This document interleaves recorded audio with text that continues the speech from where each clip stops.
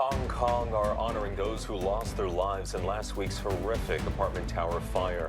151 people were killed when the fire engulfed a high-rise complex made up of 8 buildings. ውድ የቻናላችን ቤተሰቦች እንኳን ደህና መጣችሁ። ዛሬ በሳምንቱ ከተፈጠሩ ዓለምን ካስደነገጡ ክስተቶች መሃል የምንፈታው እንቆቅልሽ ተራ የቃጠሎ ታሪክ አይደለም። ይህ ታሪክ የፊዚክስ ሕጎች በሰው ልጅ ቸልተኝነት ሲጣሱ የሚፈጠረውን አስፈሪ ውጤት የሚያሳይ ነው። የምንገኘው በምስራቅ እስያ የኢኮኖሚና የቴክኖሎጂ ማዕከል በሆነችው ሆንግ ኮንግ ነው። በታይፖ ወረዳ የሚገኘው እና 8 ሰማይ ጠቀስ ህንጻዎችን የያዘው ዋንግፉ ኮርት የመኖሪያ መንደር ለሺዎች መኖሪያና መጠለያ ነበረም። ነገር ግን አንድ ረቡዕ ከሰዓት በኋላ ይህ ሰላማዊ ግቢ ወደ ገሃነምነት ተቀየረም። በአንድ ህንጻ ላይ የተነሳው እሳት በታሪክ ታይቶ በማይታወቅ ፍጥነት 7ቱን ህንጻዎች አደረሰም። ሰማዩ በጥቁር ጭስ ተሸፈነ። የነዋሪዎች ጩኸት ከእሳቱ ድምጽ ጋር ተቀላቀለ። እስከ ዕለተ ሰኞ ዘገባ ብቻ ድረስ 151 ሰዎች በጭስና በእሳት ተውጠው ሕይወታቸውን ሲያጡ 2000 የሚሆኑት ደግሞ ሀብት ንብረታቸውን አጥተው ጎዳና ተዳዳሪ ሆነዋል። በሆንግ ኮንግ ታሪክ ውስጥ ጥቁር ጠባሳ ጥሎ ያለፈ ቀን ሆነም። ቆይ ግን አንድ የኮንክሪትና የብረት ህንጻ እንዴት እንደ የጋዝ ማገዶ በደቂቃዎች ውስጥ ሊነድ ቻለ? እሳቱ ከአንደኛው ህንጻ ወደ ሌላኛው እንዴት ተሻገረ? ይህ የተፈጥሮ አደጋ ወይስ ሰው ሰራሽ ወንጀል? ዛሬ በቪዲዮ ማስረጃዎች፣ በፎቶግራፎችና በሳይንሳዊ ትንታኔዎች ታግዘን የዚህን ሚስጥራዊ የሞት አደጋ እውነተኛ መንስኤ ከስር ከመሰረቱ እንፈትሸዋለን። አብራችሁን ቆዩ። ወደ አደጋው ከመግባታችን በፊት እስኪ በመጀመሪያም ህንጻዎቹን እንመልከት። እነዚህ 31 ፎቅ ያላቸው ግዙፍ ህንጻዎች ለእድሳት ሥራ ሲባል ከታች እስከ ላይ በቀርከሃ ማገጃዎች ወይንም ባምቡ ስካፎልዲንግ ተሸፍነው ነበር። ይህ በሆንግ ኮንግ የተለመደ እይታ ነው። ነገር ግን ገዳዩ ሚስጥር ያለው በቀርከሃው ላይ ሳይሆን ቀርከሃውን በሸፈነው አረንጓዴ መከላከያ ሸራ ወይንም ፕሮቴክቲቭ ፋብሪክ ላይ ነበር። ይህ አረንጓዴ ጨርቅ የተሰራው ከህንጻው ስር ያሉ አላፊ አግዳሚውን ከሚወድቁ የግንባታ ፍርስራሾች ለመጠበቅ ነበር። ምጸቱ ግን ሰዎችን ይጠብቃል የተባለው ጨርቅ የሰዎች መቀጣጫ ነዳጅ መሆኑ ነው። የዓይን እማኞች የቪዲዮ ማስረጃዎች እንደሚያሳዩት እሳቱ የተነሳው ከመሬት ወለል ወይንም ፈርስት ፍሎር ላይ ነበር። ምናልባት አንድ ሰራተኛ ሲጋራውን ጥሎ ሊሆን ይችላል፣ ወይም የብየዳ ብልጭታ ሊሆንም ይችላል። ነገር ግን ያቺ ትንሽ ብልጭታ አረንጓዴውን ሸራ ስታገኝ ህንጻው የተለኮሰ ባሩድ ሆነ። በሰኮንዶች ውስጥ እሳቱ ከታች ተነስቶ 31ኛውን ፎቅ ጫፍ ሳመ። ይህ ፍጥነት ለሰው ልጅ ዓይን የሚታመን አልነበረም። የእሳት አደጋ ሰራተኞች ገና ሳይደርሱ ህንጻው ተለኩሶ በቃ። ይህ እሳት ለምን እንዲፈጠነ?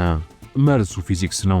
በህንጻው የኮንክሪት ግድግዳና በውጭው አረንጓዴ ሸራ መካከል ጠባብ ክፍተት አለ።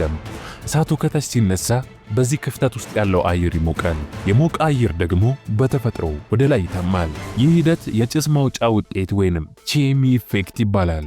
ልክ እንደ ቤት የጭስ ማውጫ ቱቦ ክፍተቱ እሳቱንና ሙቀቱን በግፊት ወደ ላይ ይስበዋል። አረንጓዴው ሸራ እንደ ቱቦ ግድግዳ ሆኖ አገልግሏል። እሳቱ በዚህ ቱቦ ውስጥ ሲያልፍ ኦክሲጅን በከፍተኛ ፍጥነት እያገኘም ጉልበቱ ይጨምራል። ውጤቱማ 700 ጫማ ርዝመት ያለው የእሳት ምሰሶ ነው።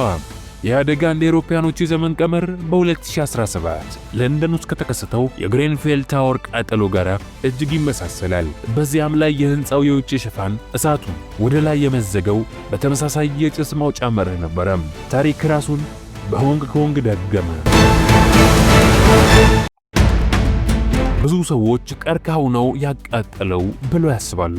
ግን ጠለቅ ያሉ ትንታኔዎች ሌሎች እውነቶችን ይገልጣሉ። ቀርከሃ በተፈጥሮ ጠንካራና እሳትን የመቋቋም አቅም ያለው ሲሆን በእሳት ሲያያዝም የላይኛው ክፍሉ ብቻ ጥቁር ጥቀርሻ በመስራት ራሱ ለተወሰነ ጊዜ ይከላከላል። እውነታው ግን ቀርከሃዎቹን አንድ ላይ ያሰሩት የናይሎን ገመዶች ወይንም ናይሎን ስትሪፕስ ናቸው። ሙቀቱ ሲጀምር እነዚህ የፕላስቲክ ማሰሪያዎች ቀለጡ። ማሰሪያው ሲበጠስ ቀርከሃው መቆም አቅቶት እንደ ዝናብ ወደ ታች መውረድ ጀመረ። ዋናው ነዳጅ ግን አረንጓዴው ፕላስቲክ ሸራ ነበረ። ይህ ሸራ ሲቀልጥ እሳታማ ፈሳሽ ወይንም ሞልቶ እንደ ብሪስ ሆኖ ወደ ታች መንጠባጠብን ያዘ። ከላይ ወደ ላይ የሚወጣው እሳት፣ ከታች ደግሞ ወደ ታች የሚወርደው እሳታማ ፕላስቲክ። ይህ ቅንጅት ነው አካባቢውን ወደማይቀለበስ የፍም ቀጠና የቀየረው። እሳቱ በውጭ በኩል ብቻም አልቀርም። ሙቀቱ እጅግ ከፍተኛ ከመሆኑ የተነሳ የህንፃው መስታወት መስኮቶች ተሰባበሩ። ያኔ ነው ሁለተኛው የጭስ ማውጫ የጀመረው። እሳቱ ወደ ቤቶቹ ሲገባ የህንፃው ደረጃዎች፣ የአሳንሰር ጉድጓዶችና ኮሪደሮች የውስጥ ጭስ ማውጫ ወይም ኢንተርናል ስታክ ኢፌክት ሆኑ። ነዋሪዎቹ በራቸውን ሲከፍቱ ጭሱና እሳቱ ክፍተቱን ተከትለው ወደ ላይና ወደ ውስጥ ተምዘገዘጉ። ይህ ነው በደርዘን የሚቆጠሩ ሰዎችን ህይወት የቀጠፈው። መውጫ መንገዶች በሙሉ በጭስ ተዘጉ።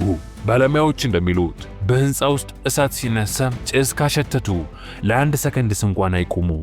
አንዳንዴ ጠብቆ የሚሉ መመሪያም ቢሰጥ እንደ ግሬንፊልና እንደ ዋንግ ፉኮርት ያሉ አደጋዎች ውስጥ መጠበቅ ማለት ሞትን መጋበዝ ሊሆን ይችላል። በጣም የሚያስገርመው ነገር እሳቱ መሃል ላይ ያሉ ህንፃዎችን እየዘለለ ወደ ሌላ ህንፃ መዛመቱ ነው። ይህ እንዴት ሆነ?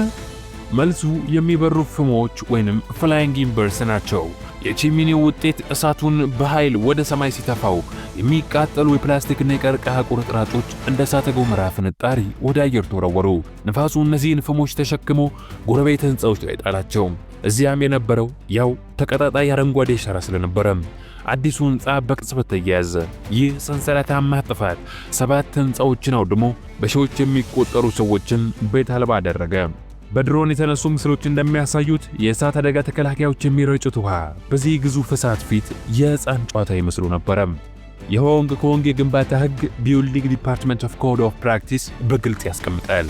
በግንባታ ላይ የሚውሉ የውጭ መከላከያ ሸራዎች እሳትን የሚቋቋሙ መሆን አለባቸው። ነገር ግን ምርመራው እንደሚያሳየው ኮንትራክተሮች ይህንን ህግ ወደ ጎን በመተው ርካሽና በቀላሉ የሚቀጣጠል ሸራ ተጠቅመዋል። በተጨማሪም የቀርከሃ ማሰሪያዎች በጥራት መመዘኛ መሰረት በ5 ዙር መታሰር ሲገባቸው ለፍጥነት ሲባል በደንብ አልታሰሩም ነበር። ይህ ቸልተኝነት ወይንስ ወንጀል? ፖሊስ ወዲያውኑ 3 ሰዎችን በቁጥጥር ስር አውሏል። የሰው ልጅ ህይወት ለትርፍ ሲባል እንዴት አደጋ ላይ እንደሚወድቅ ያሳዛኝ ማረጋገጫ ነው። ከዚህ ጥቁር ታሪክ ውስጥ ግን አንድ የተስፋ ብልጭታ ታይቷል። ቻይናም አሁን የእሳት አደጋ ተከላካይ ድሮኖችን በስፋት እየሞከረች ነው። እነዚህ ሮቦቶች ሰዎች መድረስ ወደማይችሉባቸው ከፍታ በመብረር እሳቱን ከምንጩ ለማጥፋት ተስፋ ይሰጣሉ። የዋንግ ፉኮርት እሳት ለዓለም የተሰጠ ማስጠንቀቂያ ነው። የምንኖርባቸው ሰማይ ጠቀስ ህንፃዎች በትንሽ ቸልተኝነት ወደ ግዙፍ ችቦ ሊቀየሩ ይችላሉ። ይህንን ጥልቅ የምርመራ ዘገባ ስለተከታተላችሁ እናመሰግናለን። ስለዚህ አደጋ ምን ተሰማችሁ? አስተያየታችሁን ከስራ አስቀምጡልን። በቀጣይ መረጃ ሰጪ በሆነ ቪዲዮ እስከምንገናኝ ሰላም።